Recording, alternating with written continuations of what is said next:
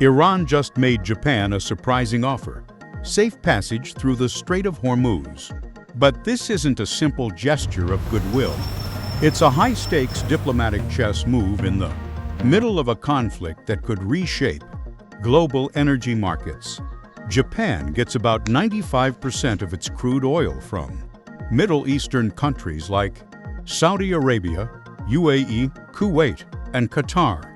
Most of that oil travels through the Strait of Hormuz, a narrow, 21-mile-wide waterway at the mouth of the Persian Gulf that carries around 20% of the world's oil supply.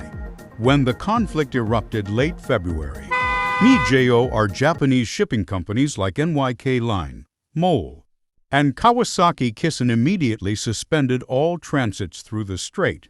Iran's Foreign Minister Abbas Araghchi told Kyoto News that Tehran hasn't closed the strait completely. Instead, they've created what's being called a selective blockade. Vessels from countries directly involved in attacks against Iran face restrictions, but others, like Japan, can coordinate passage directly with Tehran. Some reports even mention a vetting system where ships provide ownership and cargo details for approval. At least one tanker operator reportedly paid $2 million for safe passage through Iranian territorial waters. Japan finds itself in a delicate position. Prime Minister Sanae Takaichi just met President Trump at the White House, where the strait dominated discussions. Japan joined 5 European nations in a joint statement, expressing readiness to contribute to appropriate efforts for safe passage. But Tokyo made clear it won't send warships due to constitutional limits, unlike the U.S. and some European allies. The stakes are massive.